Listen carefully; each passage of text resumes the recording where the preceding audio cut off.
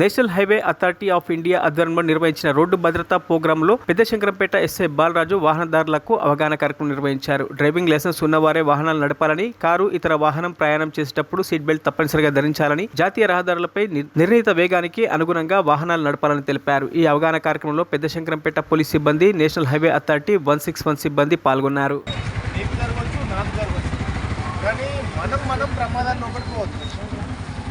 Minimum మందిని ఎక్కించుకోవాలి. దానికి సంబంధించిన డ్రైవింగ్ లైసెన్స్ ఉండాలి, ఇన్సూరెన్స్ ఉండాలి, దాని వ్యాలిడ్ ఆర్సీ ఉండాలి.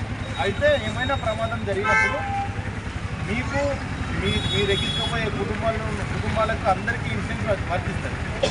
అనవసరంగా ఎక్కువ లోడు స్కూల్ బ్యాగ్స్ పిల్లలు ఎక్కించుకుంటారు. వాళ్ళు చిన్న ఉంటారు కాబట్టి 10 మంది పెద్దోళ్ళు ఎక్కే ప్లేస్లో 15 మంది వస్తారు. అక్కడ 15 మంది ఎక్కిస్తారు.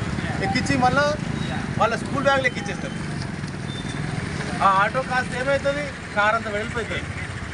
అది పోయే రూట్ కనిపిస్తుంది. సైడ్ మిర్రర్లు ఏం కనిపించదు. మొత్తం ఆ సైడ్ మిర్రర్కి బ్యాగులు, టిఫిన్ బాక్సులు అంతా తగిలిస్తారు.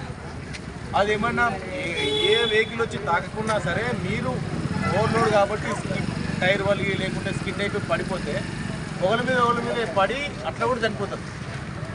మరిన్ని అప్డేట్స్ కోసం మా ఛానల్ని సబ్స్క్రైబ్ చేయండి.